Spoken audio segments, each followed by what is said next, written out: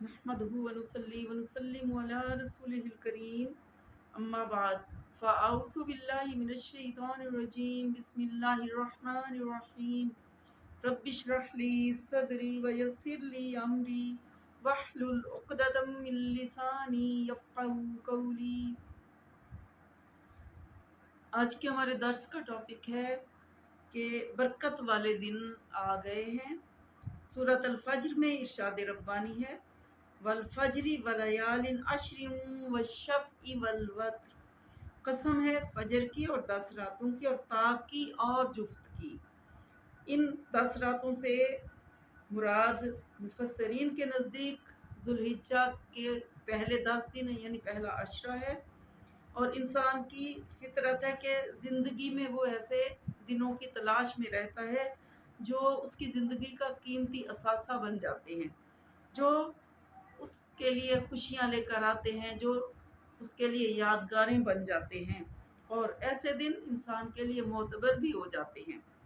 تو یہ دن کون سے ہوں گے؟ ہر ایک اپنی خواہش اور اپنی مرضی سے ان کا تعین کرتا ہے، پر اللہ تعالیٰ نے ان وسعت والے دنوں کی قسم کھائی ہے کہ جب رات کی تاریکی ختم ہو رہی ہوتی ہے اور جب دن کا نور اور اجالا پھیلنے والا ہوتا ہے، جب صبح ہوتی ہے، تو اللہ تعالیٰ نے اس فجر کی قسم کھائی ہے کہ جس کے بعد تاریکی چھٹ جاتی ہے۔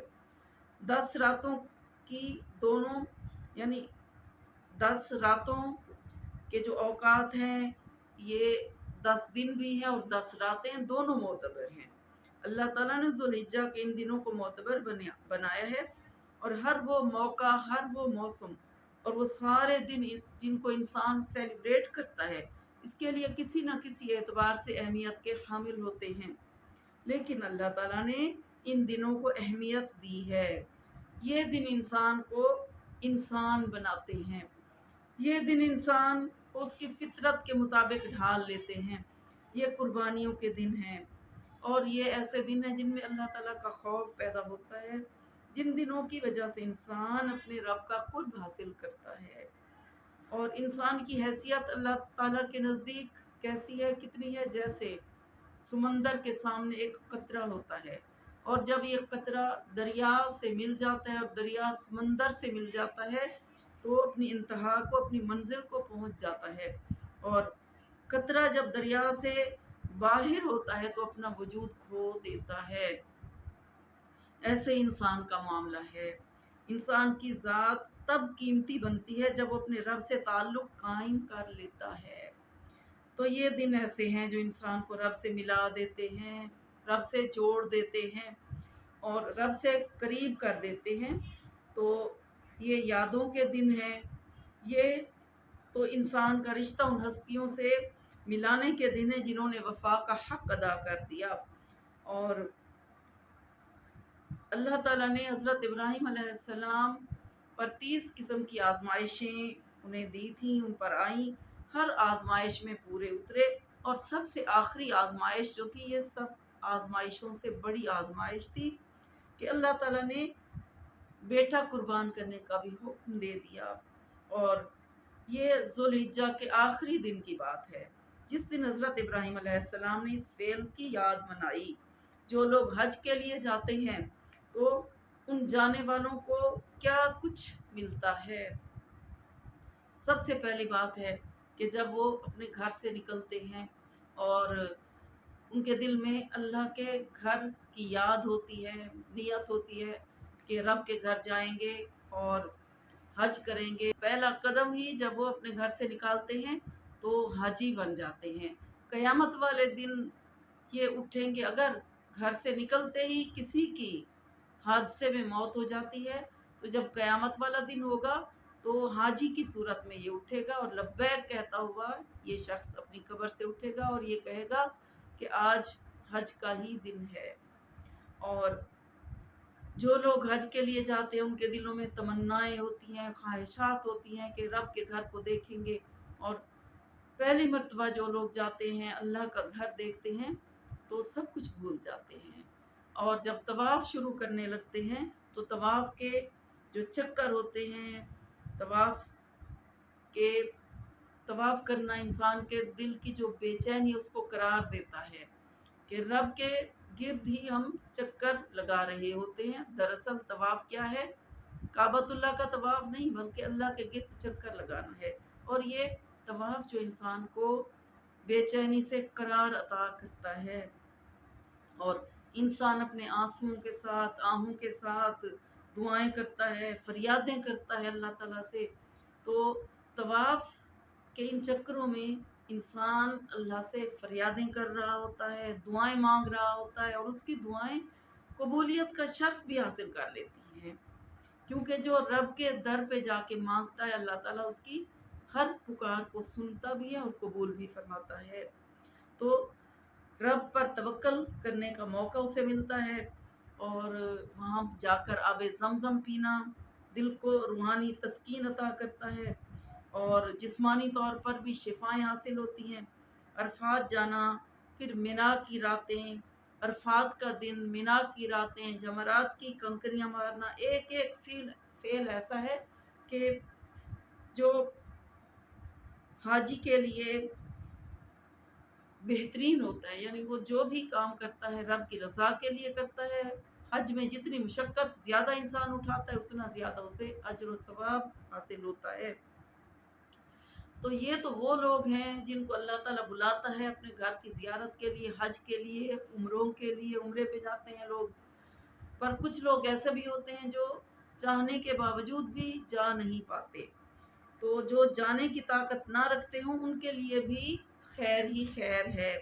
उनके लिए भी नेकी का सामान उनके घर में मौजूद है। उनके लिए भी रब से कुर्ब की कुछ राहें हैं। उन्हें भी अल्लाह ताला मौक़े मयस्सर करता है। तो नबी सल्लल्लाहु ताला अलैहि वसल्लम का इरशाद पाक है कि जिस कदर अल्लाह ताला अज़्ज़ा वजल को नेक काम इन दिनों यानी अशराए ज़ुल्हिज्जा में पसंद हैं, इतना बाकी दिनों में पसंद नहीं। और इसी तरह नबी सल्लल्लाहु ताला अलैहि वसल्लम ने इरशाद फरमाया, अल्लाह ताला के नज़दीक अशराए ज़ुल्हिज्जा से अफजल कोई दिन नहीं है। अब सल्लल्लाहु ताला अलैहि वसल्लम ने इरशाद फरमाया कि ये दिन जिहाद फी सबीलिल्लाह से ज़्यादा अफजल हैं। अलबत्ता वो शहीद जिसका चेहरा मट्टी में खाक आलूद हो गया हो वो इससे ज़्यादा अफजल है। और इन दिनों के बारे में नबी सल्लल्लाहु ताला अलैहि वसल्लम ने इरशाद पाक फरमाया कि ये अल्लाह ताला के प्यारे हबीब का इरशाद पाक है, तुम इन दिनों में तहलील यानी ला इलाहा इल्लल्लाह, तकबीर और अल्लाह ताला का जिक्र ज़्यादा से ज़्यादा करो। और इसी तरह इनमें से एक दिन का रोज़ा, अब सल्लल्लाहु अलैहि वसल्लम ने इरशाद फरमाया, इन दिनों में एक दिन का रोज़ा एक साल के रोज़े के बराबर है और इसमें किए जाने वाले अमल का सवाब 700 गुना कर दिया जाता है। और नबी सल्लल्लाहु ताला अलैहि वसल्लम ने इरशाद फरमाया, अल्लाह ताला के नज़दीक कोई अमल अशराए ज़ुल्हिज्जा में किए जाने वाले अमल से ज़्यादा पसंदीदा नहीं है। इनमें से एक दिन का रोज़ा एक साल के रोज़ों के बराबर है और एक रात का क़याम लैलतुल क़द्र के क़याम के बराबर है। लैलतुल क़द्र रमज़ानुल मुबारक के आखिरी अशरे की ताक रातों में तलाश की जाती है और इबादत की जाती है और यकीन भी नहीं होता कि कौन सी रात है, लेकिन अशरा ज़ुल्हिज्जा की हर रात इसकी इबादत जो है इतनी अहमियत की हामिल है जैसे लैलतुल क़द्र में इबादत की जाती है। और एक दिन का रोज़ा एक साल के रोज़ों के बराबर। तो पहले 10 दिन है, पहला अशरा है, उनकी अहमियत बहुत ज़्यादा है अल्लाह ताला के नज़दीक। दिनों की भी अहमियत है और रातों की भी अहमियत है कि हर रात का जो क़याम है वो लैलतुल क़द्र के क़याम के बराबर है और एक दिन का रोज़ा एक साल के रोज़ों के बराबर है। और नबी सल्लल्लाहु ताला अलैहि वसल्लम का इरशाद पाक है कि जब ज़ुल्हिज्जा का चाँद नज़र आए कौन से अमल इंसान कर सकता है जो बहुत ज़्यादा पसंदीदा हैं। तो इस बारे में नबी सल्लल्लाहु ताला अलैहि वसल्लम का इरशाद है, जब किसी ने सवाल किया आपसे तो आपने जवाब दिया कि जब ज़ुल्हिज्जा का चाँद नज़र आए तो ना नाखून तराशना है और ना बाल कटवाना है, ये मुस्तहिब है। तो इस बारे में ہم دیکھیں گے ذوالحجہ کا پہلا عشرہ اہمیت کا حامل ہے۔ اس عشرے میں کیا جانے والا کام باقی دنوں کے معاملے میں بہت زیادہ، یعنی ان کے مقابلے میں بہت زیادہ اہمیت کا حامل ہے کہ دن میں روزہ رکھنا جو ہے وہ 1 سال کے روزوں کے برابر ہے، اور ایک رات کا قیام لیلۃ القدر کے قیام کے برابر ہے۔ حضرت انس رضی اللہ تعالیٰ عنہ بیان کرتے ہیں کہ عشرہ ذوالحجہ کے متعلق صحابہ کرام رضی اللہ تعالیٰ عنہ کہا کرتے تھے کہ 1 دن 1000 دن کے برابر ہے، اور عرفے کا دن یعنی 9 ذوالحجہ عرفے کا دن 10,000 دن کے برابر ہے۔ نبی صلی اللہ تعالیٰ علیہ وسلم کا ارشاد پاک ہے کہ جس نے ذوالحجہ کا چاند دیکھ لیا تو اور وہ قربانی کرنے کا ارادہ رکھتا ہے تو اسے بال اور ناخن نہیں تراشنے چاہیے۔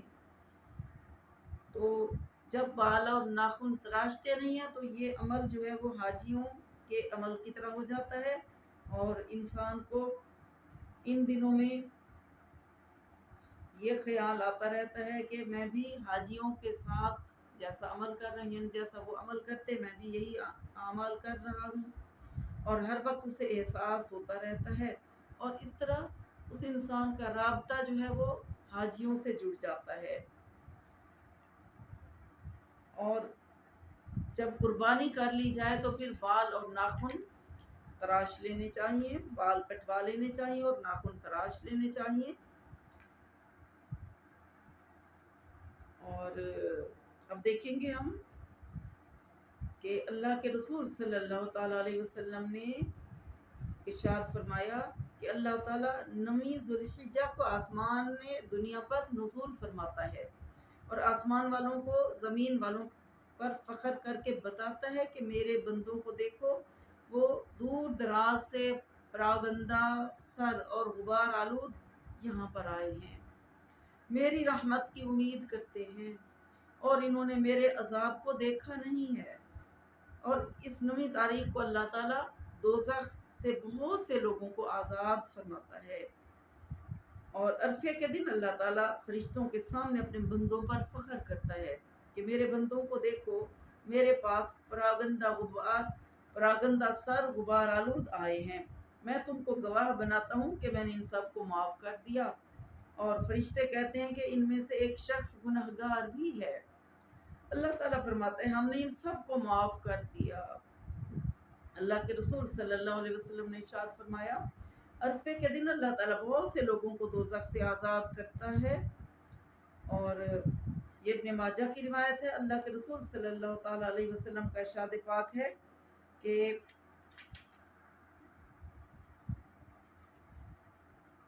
یہ بھی ابن ماجہ کی ترغیب کی روایت ہے کہ ابلیس اور اس کی اولاد پہاڑوں پر چڑھ کر حاجیوں کو دیکھ کر پریشان ہوتے ہیں اور چلاتے ہیں، کیونکہ اللہ کے نیک بندوں کو، حاجیوں کو اللہ تعالیٰ کی رحمتیں گھیر لیتی ہیں، اور اللہ تعالیٰ کی بخشش انسانوں کا انتظار کرتی ہے۔ جب ایک انسان اپنے رب کا قرب حاصل کرتا ہے تو شیطان کو برا لگتا ہے، اور عرفے کا جو دن ہے اس کی اہمیت بہت زیادہ ہے کہ نبی صلی اللہ تعالیٰ علیہ وسلم نے ارشاد فرمایا کہ 2 سال کے گناہ معاف ہو جاتے ہیں، ایک گزشتہ سال کے اور ایک آئندہ آنے والے سال کے۔ اگر کوئی بھی شخص ذوالحجہ کی 9 تاریخ کو روزہ رکھتا ہے تو یہ روزہ اس کے لیے 2 سال کے روزوں کے برابر ہے کہ اگلے پچھلے سال کے گناہ معاف ہو جاتے ہیں۔ اور جس نے نبی صلی اللہ تعالیٰ علیہ وسلم کا ارشاد پاک ہے کہ جس نے دونوں عیدوں کی راتوں میں اخلاص کے ساتھ قیام کیا تو اس کا دل زندہ رہے گا جبکہ دوسروں کے دل مردہ ہو جائیں گے۔ تو یہ خیر و برکت والے دن ہیں، یہ روشن دن ہیں، روشن راتیں ہیں جو ہماری منتظر ہیں، ہمیں ان کا انتظار کرنا چاہیے، ہمیں ان کے لیے پلان کرنا چاہیے کہ کیسے گزاریں گے۔ یہ دن قربتوں کے دن ہیں، یہ دن لبیک کے حاضری کے دن ہیں۔ ان دنوں میں لوگ بیت اللہ میں حاضر، ان سارے لوگ تو بیت اللہ میں حاضر نہیں ہو سکتے، انہیں کثرت سے تسبیح، تحلیل اور اللہ تعالیٰ کی تسبیح تحلیل اور کثرت سے صدقہ و خیرات بھی کرنا چاہیے۔ نیکی کے سارے ہی اعمال کا درجہ بڑا ہے، روزہ رکھنے کی فضیلت سے محروم نہیں رہنا چاہیے۔ ان دنوں میں جس کے ساتھ زیادتی کی ہو ان سے معافی طلب کی جا سکتی ہے، اس سے پہلے کہ اللہ تعالیٰ مظلوم کو حق دلوائے اور ہم سے دلوائے، ہمیں آگے بڑھ کر اپنے جرائم، اپنے گناہوں اور اپنی غلطیوں کی معافی مانگ لینی چاہیے۔ ان دنوں کو پہلے سے ہی بابرکت بنانے کی کوشش کرنی چاہیے۔ حاضر ہونے کا دن جب آئے گا، اس دن سے پہلے ہی لبیک اللہم لبیک کہہ دینا چاہیے، اس لیے کہ ہمارے لیے اس کے بغیر کوئی چارہ کار نہیں ہے۔ ہمیں مجبور ہو کر بھی حاضری دینی ہے اور اپنے دل کی خوشی کے ساتھ بھی حاضری دینی ہے، تو دل کی خوشی کے ساتھ حاضری بہتر ہے۔ اللہ تعالیٰ سے دعا ہے کہ اللہ تعالیٰ ہمارے دلوں کی حاضری قبول فرمائے اور ہمیں دلوں کی حاضری کی توفیق بھی عطا فرمائے، ہمیشہ کے لیے ہماری حاضری کو قبول و منظور فرما لے اور ہمیں ہمیشہ ایسا احساس عطا فرمائے کہ ہم اس کے حضور ہمیشہ حاضر رہیں۔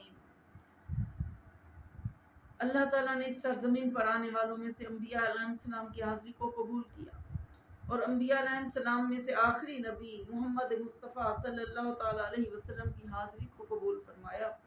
آپ صلی اللہ علیہ وسلم نے جو کام کیے، اس دنیا میں جو آپ نے کام انجام دیے، اللہ رب العزت سے دعا ہے کہ اللہ تعالیٰ ہماری زندگیوں کو بھی اسی مشن اور اسی راستے پر چلائے رکھے تاکہ ہماری زندگیاں بھی معتبر ہو جائیں۔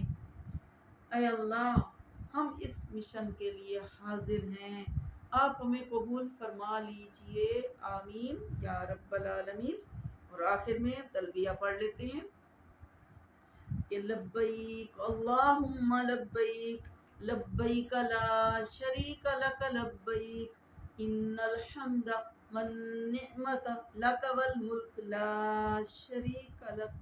اللہ تعالیٰ سے دعا ہے کہ اللہ تعالیٰ ہمیں بھی اپنے گھر اپنے در پر بلائے، ہمیں بھی حاضری کا شرف عطا فرمائے، ہمیں بھی حج اور عمرے کرنے والے لوگوں میں شامل فرمائے اور اگلے سال ہم بھی حاجیوں کی لسٹ میں شامل ہوں۔ اللہ تعالیٰ ہمیں رمضان المبارک کے عمرے عطا فرمائے اور ہمارے گھر والوں کے ساتھ، ہمارے پورے خاندان والوں کے ساتھ ہماری حاضری کو قبول و منظور فرمائے، آمین یا رب العالمین۔ یہ آج ہماری جو ہے چوتھی قسط تھی، اس کو ہم پارٹ 4 بھی کہہ سکتے ہیں کیونکہ 3 پارٹس ہمارے آ چکے ہیں اور یہ چوتھا پارٹ ہے، تو یہ انشاءاللہ تعالی ابھی ہم دیکھیں گے۔ اور حج کے بارے میں بھی، قربانی کے فضائل کے بارے میں ابھی ہم نے نہیں دیکھا، تو انشاءاللہ تعالی پھر اگلی جو ہے اگلا پارٹ ہمارا ہے وہ اس بارے میں ہوگا، قربانی کے فضائل کیا ہیں، حج کے فضائل کیا ہیں، عمرہ کرنا اور عمرے کا ثواب کتنا زیادہ ہوتا ہے، اور حجر اسود کو چومنا، اور اس بارے میں جو ہے وہ انشاءاللہ تعالی نیکسٹ جو بیان ہے اس میں ہوگا، تو آپ دیکھتے رہیے۔ اللہ تعالی ہمارے دیکھنے کو، سننے کو، پڑھنے کو قبول و منظور فرمائے، آمین۔ السلام علیکم ورحمۃ اللہ وبرکاتہ۔